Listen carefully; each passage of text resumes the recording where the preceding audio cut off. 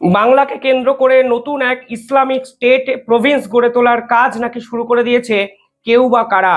এই তথ্য খোদ আজকে ন্যাশনাল মিডিয়ায় প্রকাশ পেয়েছে, যা নিঃসন্দেহে বাংলার ক্ষেত্রে, বাংলা সিকিউরিটির ক্ষেত্রেও কিন্তু অত্যন্ত গুরুত্বপূর্ণ একটা বিষয়। কিছুদিন আগে আমি একটি ভিডিও বানিয়েছিলাম, সেখানে আমি বলেছিলাম অজিত দোভাল বাংলাতে এসেছেন, একটি হাই ভোল্টেজ মিটিং করেছেন এবং সেখানে একাধিক গুরুত্বপূর্ণ পদক্ষেপ নেওয়ার কথা তিনি মনস্থির করেছেন। কিন্তু আজকে এই ধরনের রিপোর্ট সামনে আসার পর নিঃসন্দেহে বাঙালি হিসাবে কিন্তু এই বাংলা সিকিউরিটি নিয়ে এক বড় সড় সংশয় কিন্তু আমার মনে জন্ম দিল। এই রিপোর্টে কি বলা হয়েছে তার আগে আপনাদের আমি দেখাচ্ছি এই রিপোর্ট কারা প্রকাশ করেছে। অর্গানাইজার বলে এক জার্নাল এই রিপোর্ট প্রকাশ করে দাবি করেছে বাংলাদেশ এবং নর্থ ইস্টকে কেন্দ্র করে এক বৃহত্তম ইসলামিক স্টেট অফ প্রভিন্স গড়ে তোলার যে ডাক বাংলাদেশ থেকে কিছুদিন আগে দেওয়া হয়েছিল, তার নাকি কাজকর্ম শুরু হয়ে গেছে এবং এর জন্য তা একাধিক লোক বাংলাতে আসছেন এবং একাধিক এমন কিছু পরিকল্পনা তারা করছেন তা ভারতের সিকিউরিটির ক্ষেত্রেও কিন্তু অন্যতম বড় থ্রেট হতে পারে। এই রিপোর্ট আপনারা দেখতে পাচ্ছেন এবং উল্লেখযোগ্য বিষয় হলো এই অর্গানাইজার এই যে জার্নাল, এখানে একজন ইন্টেলিজেন্স ব্যুরোর অফিসারের কোট করে সরাসরি বলা হয়েছে, তিনিও স্বীকার করছেন অজিত দোভাল কলকাতায় যখন মিটিং করতে গেছিলেন এই ধরনের থ্রেটের ভয়েই কিন্তু ভারত সরকার আগাম একাধিক পরিকল্পনা বাংলাকে কেন্দ্র করে করতে চলেছেন। এই পরিকল্পনা কারা করছেন দেখুন, কিছুদিন আগে এনআইএ এক ব্যক্তিকে অ্যারেস্ট করে।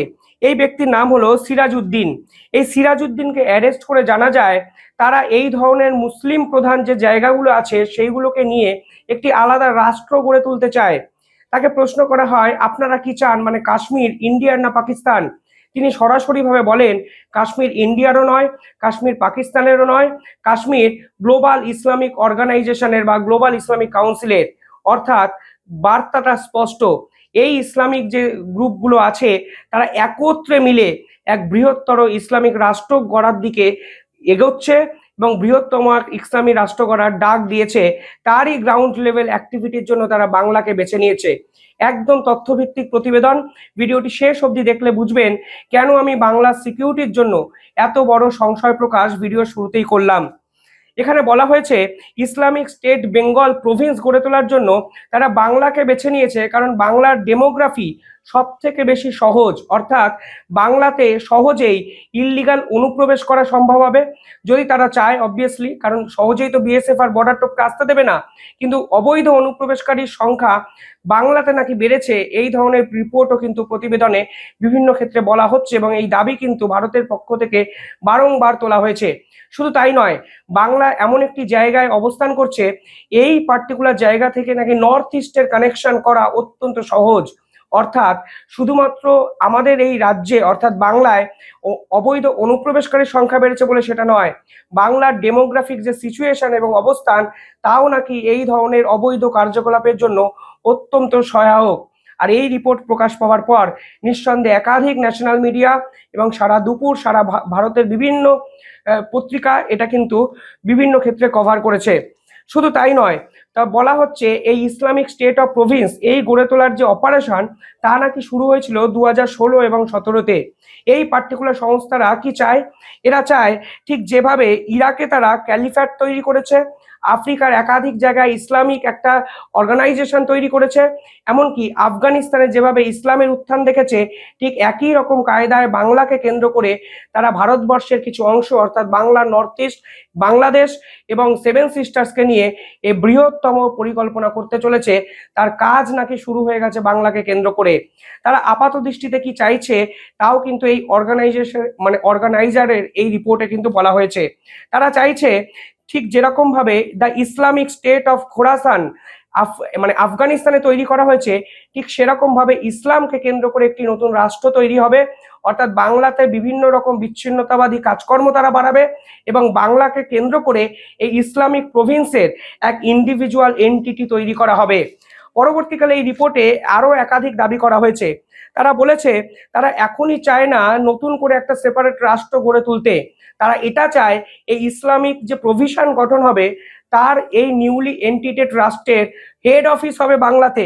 মানে আমি বুঝতে পারছি না, মানে এই রিপোর্ট আসার পর আমার মনে হয় বাঙালি হিসাবে যে যারা এই ভিডিও দেখছেন, ভারত বাংলাদেশ যেখান থেকেই হোক, আপনারাও কিন্তু কিছুটা হলেও ভীত সন্ত্রস্ত হবে। এবং এই রিপোর্ট যদি সত্যি হয়, তাহলে আমাদের রাজ্যের গোয়েন্দা বলুন, ভারতবর্ষের আইবি বলুন, তারাও কিন্তু অত্যন্ত সতেজ এবং সজাগ হয়ে পার্টিকুলার এই বিষয়টিকে ডিল করবেন। দেখুন, অজিত দেওয়াল কিছুদিন আগে যখন কলকাতাতে এসছেন, এই রিপোর্ট যখন প্রকাশ হয়েছিল, তা কিন্তু নিঃসন্দেহে এই বার্তা দিয়েছিল যে বাংলাকে কেন্দ্র করে কিছু না কিছু পরিকল্পনা আতঙ্কবাদীরা করছে। আজকে কিন্তু আরো একবার বোঝা গেল, কারণ এই পুরো প্রতিবেদনে আইবি অর্থাৎ ইন্টেলিজেন্স ব্যুরোর টপ মোস্ট অফিসিয়ালকে এক কোট করা হয়েছে। যদিও কোনো নাম এখানে নেই, কিন্তু তিনি কিন্তু যে ইনফরমেশন আমাদের সামনে দিয়েছে, তা কিন্তু নিঃসন্দেহে এক সংকটজনক পরিস্থিতির দিকে আমাদেরকে নিয়ে যেতে পারে। সেখানে বলা হয়েছে, new wing would be headquartered in Bengal, অর্থাৎ ইসলামী প্রভিন্স গঠন করার জন্য যে সংগঠনগুলো তৈরি করা হচ্ছে, তার হেডকোয়ার্টার হবে বাংলা।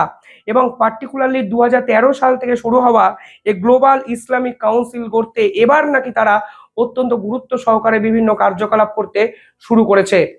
ভাবলে অবাক লাগছে, বাংলাকে কেন্দ্র করে এত বড় একটা চক্রান্ত বাংলা ন্যাশনাল মিডিয়া এখনো কেন কভার করেনি। কিন্তু আমার দৃঢ় বিশ্বাস, তারা কিন্তু এই বাংলাদেশকে কেন্দ্র করে বাংলাকে অশান্ত করার যে পরিকল্পনা দিনের পর দিন করছে, তা কিন্তু কড়া হাতে দমন করবে পরবর্তীকালে ভারত। দেখুন, এইরকম একটা সম্ভাবনা হতে পারে আমরা কবে বুঝেছিলাম? মনে আছে, মোহাম্মদ ইউনুস যখন ক্ষমতায় এসেছিলেন, তার আগে তিনি সেভেন সিস্টার্সকে উত্তপ্ত করার একটা হুঁশিয়ারি আমাদের দিয়েছিলেন। এরপরে মানে মোহাম্মদ ইউনুসের শাসনকালের ঠিক 2 মাসের মধ্যে জেল থেকে এক বৃহৎ নেতাকে তিনি ছেড়ে দিলেন। সেই নেতা কে ছিল? সেই নেতা ছিল আনসারুল্লাহ বাংলার প্রধান নেতা। এই নেতা জেল থেকে বেরিয়ে একটি ভিডিও বার্তা দিলেন, এবং ভিডিও বার্তা তিনি কি বলেছিলেন? ভিডিও বার্তায় বলেছিলেন মমতা ব্যানার্জিকে অনুরোধ করে যে বাংলাকে তিনি মোদির অর্থাৎ ভারতবর্ষ থেকে আলাদা করে স্বাধীন ঘোষণা করতে সাহায্য করবেন, এবং সেভেন সিস্টার্স এবং বাংলাকে নিয়ে এক বৃহত্তর রাষ্ট্র গড়ার কিন্তু ডাক বকলমে সেই নেতা দিয়েছিলেন। মোহাম্মদ ইউনুস কিন্তু আজ অবধি সেই নেতার বিরুদ্ধে কোনো পদক্ষেপ নেয়নি। অর্থাৎ সেদিনই কিন্তু বোঝা গেছিল এই আনসারুল্লাহ বাংলা কিন্তু বাংলাকে কেন্দ্র করে একাধিক গোপন পরিকল্পনা সাজাতে শুরু করেছে। পরবর্তীকালে আসামে 8 জনকে গ্রেফতার করে আসাম পুলিশ, এবং বাংলা পুলিশেরও অবদান কিন্তু সে সময় ছিল, কারণ তারা আসাম পুলিশকে সহযোগিতা করেছিল। তাদের থেকে অপারেশন প্রভাতে আমরা জানতে পেরেছিলাম যে এই ধরনের পরিকল্পনা আনসারুল্লাহ বাংলা বহুদিন থেকেই করছে, এবং দিনের পর দিন বাংলাদেশ থেকে নির্দেশ আসছে ভারতে যেন এই ধরনের কার্যকলাপকে ভালোভাবে ফিল্ডে অ্যাক্টিভলি এস্টাবলিশ করা যায়। অর্থাৎ আমরা বুঝতে পেরেছিলাম দিনের পর দিন এই পরিকল্পনাগুলো হতে শুরু করেছে। অজিত দোভাল এরপরে বাংলাতে এসে একটি গুরুত্বপূর্ণ মিটিং করলেন। অজিত দোভাল প্রধানত যে রিপোর্ট তৈরি করেছেন, সেখান থেকে দুটো বিষয় উঠে আসছে। দুটো বিষয় কি? দুটো বিষয় হলো, এই যে আনসারুল্লাহ বাংলার টিম বারংবার বাংলাতে আসছেন, তাদেরকে লোকাল কভারেজটা কারা দিচ্ছেন? অর্থাৎ আপনি এই দেশে আসছেন, আপনার গাড়ি ভাড়ার ব্যবস্থা কে করছে? আপনার থাকার জায়গার ব্যবস্থা কে করছে? আপনার ভুয়ো আধার কার্ড, ভোটার কার্ড, এই ধরনের যাবতীয় ডকুমেন্টস, এমনকি ফোনের সিম আপনার জন্য কে ব্যবস্থা করে দিচ্ছে? এই প্রশ্ন কিন্তু অজিত দোভালের সেই বিস্ফোরক রিপোর্টে কিন্তু উঠে আসে। আরো একটা প্রশ্ন উঠে আসে যে জেনে বা না জেনে এই ধরনের মানুষরা বাংলার কিছু সাধারণ মানুষকে জড়িয়ে ফেলছেন না তো? মানে ধরুন, যারা সিধা সাদা একটু ভালো কথা বলে, আপনার বাড়ি থেকে ভাড়াটিয়া হয়ে এলো, এবং ভাড়াটিয়া হয়ে আসার পর আপনার তার সঙ্গে খুব ভালো সম্পর্ক হলো, এবং আপনি তাকে সহযোগিতা করলেন, কিন্তু জানলেনই না এর পিছনে এক মস্ত বড় ষড়যন্ত্র কিন্তু লুকিয়ে আছে। অর্থাৎ জেনে বা না জেনে অনেক ভারতীয়, অনেক বাঙালি এই ধরনের কার্যকলাপের মধ্যে জড়িয়ে পড়ছেন, এই আশঙ্কা প্রকাশ কিন্তু ভারতের গোয়েন্দা সংস্থা করেছিল। পাশাপাশি রাত 1টা থেকে 2টোর মধ্যে বাংলার বিস্তীর্ণ অঞ্চলের সঙ্গে বাংলাদেশের একটা ফোনের অ্যাক্টিভিটি কিন্তু শোনা গেছে। এই রেডিও অ্যাক্টিভিটিতে ধরা পড়েছিল বাংলার বিস্তীর্ণ অঞ্চল আরবিক এবং উর্দুতে কেউ বা কারা ওই সকল জায়গার মানুষদের কিছু না কিছু নির্দেশ দিচ্ছেন। আর এরপরেই গোয়েন্দারা কিন্তু তৎপর হয়ে বুঝে যায় আসলে এর পিছনে কোনো না কোনো এক ধামাকাদার পরিকল্পনা কিন্তু আছে। আর তারপরে আজকের এই জার্নালের রিপোর্ট, যেখানে তারা পরিষ্কারভাবে দাবি করছেন ইসলামিক স্টেট প্রভিন্স, এই যে পার্টিকুলার যে অঞ্চলকে কেন্দ্র করে তারা ইসলামিক রাষ্ট্র গড়ে তুলতে চাইছে, তার কাজকর্ম নাকি তারা শুরু করে দিয়েছেন। এবং সেই কথা ইন্টেলিজেন্স ব্যুরোর এক ঊর্ধ্বস্তন কর্মচারী তাদের কিন্তু জানিয়েছেন। এবার এখানেই হয়ে গেল আসল প্রশ্ন, আমরা কি সত্যি সুরক্ষিত থাকছি দিনের পর দিন? ভারত সরকার এই সুরক্ষার বিষয়ে ঠিক কি পরিকল্পনা নেয় তা নিশ্চয়ই আমি একটা আপডেটেড ভিডিওতে আপনাদের জানাবো।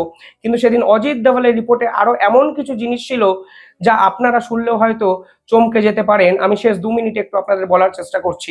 অজিত দোভালের রিপোর্টে বলা হয়েছিল আসামের যে 8 জনকে গ্রেফতার করা হয়েছে তাদের থেকে উন্নত মানের টাইমার বোমা এবং বিভিন্ন বোমা বানানোর সরঞ্জাম কিন্তু পাওয়া গেছিল।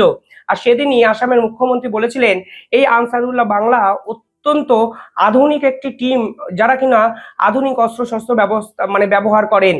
পরবর্তীকালে সেই রিপোর্টে বলা হয় বীরভূম, মালদা, মুর্শিদাবাদ, দক্ষিণ 24 পরগনার একাধিক জায়গায় কিছু অনথিভুক্ত মাদ্রাসা গড়ে উঠেছে যাদের কোনো সরকারি ডকুমেন্টস নেই।